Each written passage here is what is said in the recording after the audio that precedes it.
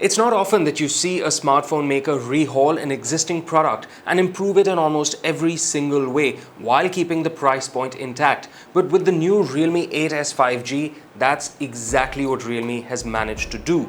Compared to the Realme 8 5G that was launched earlier this year, this one gets a better chipset, better cameras, faster charging speeds and more. So today in this video, I'm going to review it. Hey guys, I'm Soham, you're watching the EJ Tech Show, and if you do like what you're seeing, don't hesitate to give us a thumbs up and subscribe to the Editorji channel for more tech reviews.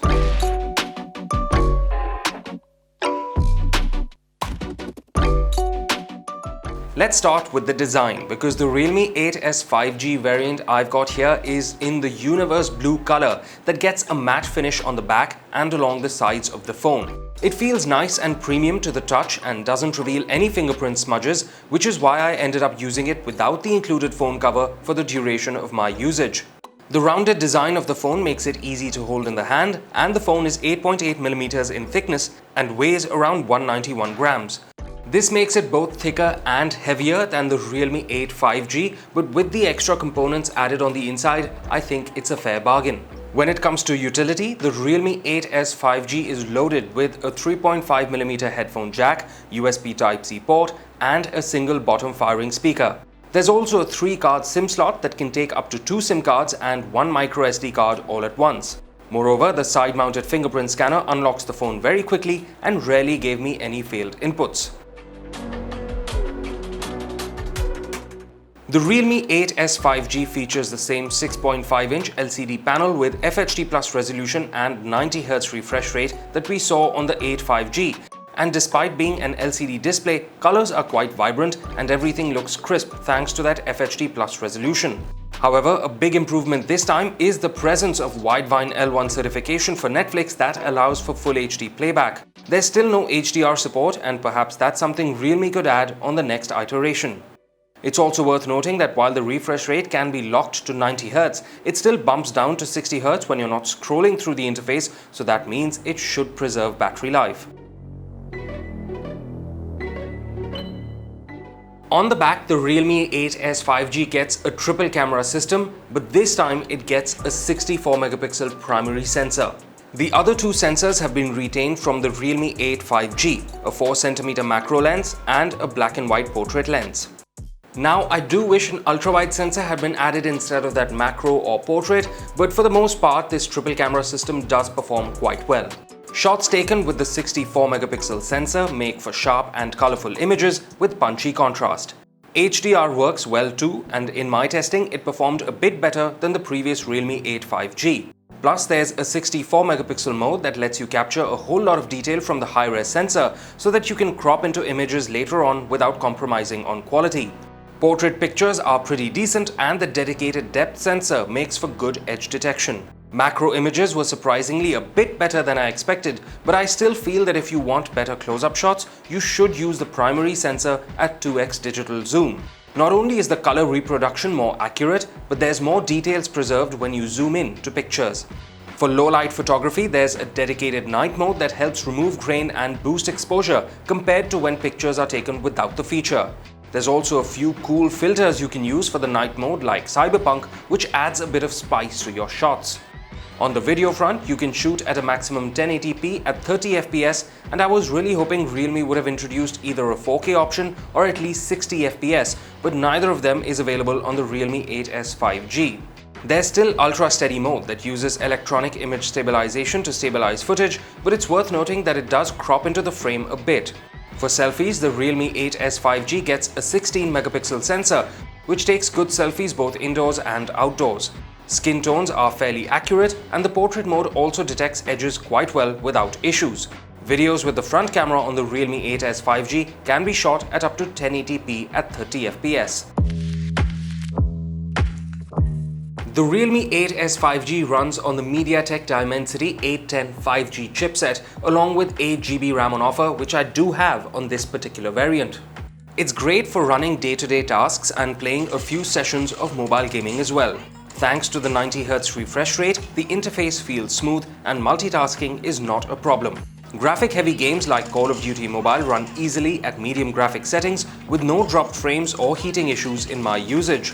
However, it's worth noting that like the Dimensity 700 on the Realme 8 5G, this chipset does not support anything higher than medium graphic settings for Call of Duty Mobile.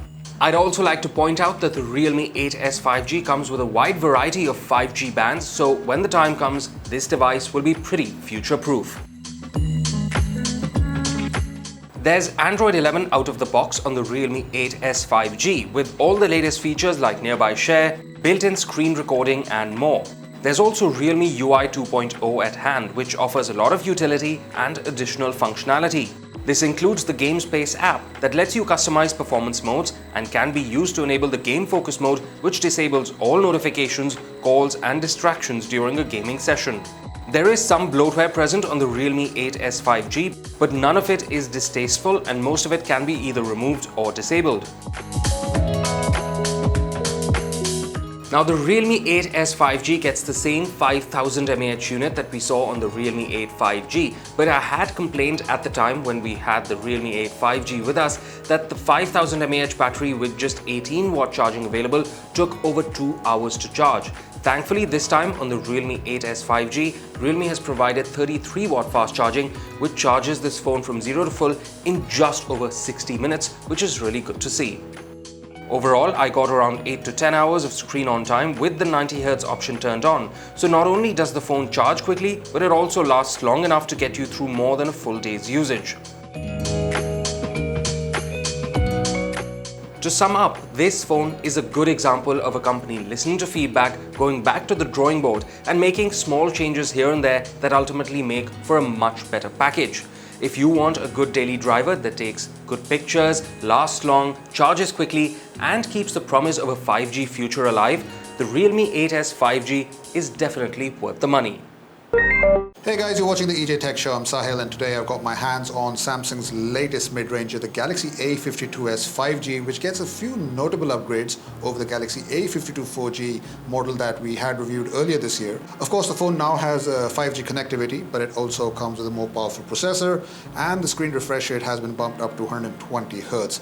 But do these new features come together in a cohesive manner and make for a great user experience? Well, before I answer that, don't forget to like this video and do subscribe to our channel if you want to see more content like this. Okay, so let's begin with the pricing, and the Galaxy A52s 5G starts at 35,999 rupees for the 6GB RAM and 128GB storage model. Now this makes it 8,000 rupees more expensive than the OnePlus Nord 2 5G and 10,000 rupees more than the Realme GT Master Edition. However, Samsung is offering a 3,000 rupees cashback for HDFC cardholders, which effectively brings the cost down to 32,999 rupees, and that's actually not a bad deal considering everything this phone packs in. The first thing I notice about the Galaxy A52s is that it retains a similar design most recently seen on its predecessor, the Galaxy A52. Like the A52, it's a completely plastic body, but the soft matte finish on the back manages to attract fingerprint smudges, and it can pick up scratches as well, so I suggest you buy a protective cover for it because Samsung hasn't included one in the box. Now, we received the black colored variant, which looks fairly generic, but you can opt for the violet color model if you are after something a bit more eye-catching. As for the front panel, it is protected by a flat piece of Gorilla Glass 5, which is known for its good shatter resistance, and the bezels surrounding the display are slim enough, at least by 2021 standards. The centrally aligned hole punch is as tiny as they get these days, so you won't notice it too much when watching content. The phone tips the scales at 189 grams and measures 8.4mm in thickness, making it mostly manageable for everyday use, and the edges are rounded to help with grip and comfort. Samsung didn't cut any corners when it comes to essentials. In fact, the Galaxy A52s is one of the few handsets to offer an official IP rating in the mid-range segment, giving it an edge against more aggressively priced Chinese competitors. The phone is IP67 rated for dust and water resistance, and it can survive in 1 meter of fresh water for up to 30 minutes. Additionally, there's a dual stereo speakers available here, and I'm happy to report that both are equally loud and nicely balanced. You can also get to see a headphone jack, a rare occurrence these days, let alone on a water-resistant smartphone. Other essentials include a USB Type-C charging port, a hybrid SIM slot with up to 1 TB of storage expansion, and a reliable in-display fingerprint scanner, even though it's a tad bit slow compared to the scanners on other mid-range devices. Just like the previous Galaxy A52, the screen on the A52s is lovely to look at. It is a 6.5-inch 1080p Super AMOLED panel that's rich, bright, and perfectly usable outdoors. Plus, it offers all the velvety smoothness that comes with its 120Hz refresh rate. Just note that it is a fixed refresh rate with no adaptive adjustments, so you do lose out on some battery life with that option turned on. The display also supports Full HD playback on Netflix and Prime, but it doesn't get any HDR capabilities on these streaming platforms. Now, performance is one of the biggest strengths of the Samsung Galaxy A52s since it comes equipped with a 6nm Snapdragon 778G 5G chip, up to 8GB of RAM, and 128GB of onboard storage. In benchmarks, the Galaxy A52s shows a significant step up in single-core CPU performance over Snapdragon 765 and Snapdragon 750 devices. But benchmarks aside, I'm just really glad to see that Samsung, at least for its upper mid-range phones, has decided to ditch its own Exynos processor for Qualcomm's better optimized chipset. In all my testing, this phone has been very zippy and responsive. It's a very capable device when it comes to handling gaming as well. Call of Duty Mobile, for instance, offered super smooth gameplay and up to very high graphics and up to max frame rate. The Snapdragon 778G chipset is also a 5G processor. I'm guessing you already figured that out by now. And it's worth pointing out that it gets 12 5G bands, making this phone extremely future ready. The Galaxy A52s sports a quad-rear camera setup that includes a 64-megapixel sensor with OIS, a 12-megapixel ultra-wide sensor, a 5-megapixel macro sensor, and a 5-megapixel depth sensor. The highlight is definitely the main sensor, and it produces good results. Colors pop, plus details and depth look great too. HDR is also handled fairly well, although it wasn't always consistent. Then the ultra-wide sensor adds versatility to the camera setup, of course, and it fits in a lot more into the frame, but there is a bit of distortion as well.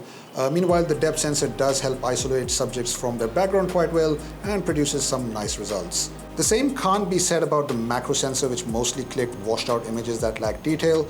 In comparison, the main sensor at 2x digital zoom captured way better pictures. For low light shots, the Galaxy A52s 5G is equipped with a dedicated night mode, which brings out more detail from darker areas in the image, but at the expense of retaining some noise in the background. When it comes to video, you can shoot 1080p clips at up to 60 frames per second and 4K video at 30 frames per second. The output isn't too bad, but that optical stabilization for getting more stable footage only works for 1080p videos at 30 frames per second. On the front, you get a 32-megapixel sensor, and it clicks sharp enough selfies, both indoors and outdoors. The portraits taken with the front camera are pretty solid as well. The subject separation is good, and so is the background blur. There's a 4500 mAh battery under the hood of the A52s 5G, and it'll get you through a day easily, even with heavy usage. However, like I said before, the 120Hz refresh rate isn't adaptive and can eat into the battery life, so I suggest choosing the 60Hz option when performing simpler tasks on the phone's display. You'll be missing out on noticeable differences, but at least Samsung offers the choice, which is a good thing. Now, you do get support for up to 25-watt fast charging with the Galaxy A52s, but Samsung only bundles in the 15-watt adapter in the box. This means it'll take quite a while to go back from flat to full, which in my testing was just over 2 hours. On the software front, the phone ships with Android 11 and One UI 3.1, which feels slick in its animations and transitions and offers plenty of useful features like Samsung Pay, secure folder, edge panels, and always-on display.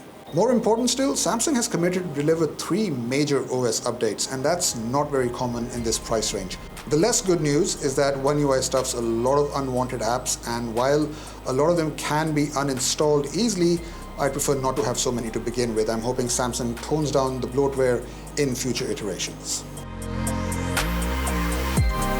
For me, the Samsung Galaxy A52s 5G gets more right than it gets wrong. It offers a crisp display, decent battery life, a capable main camera, and very speedy performance courtesy of that powerful Snapdragon 778G processor. At the same time, I felt Samsung could have made the back panel more durable, and the macro camera didn't really pack a punch.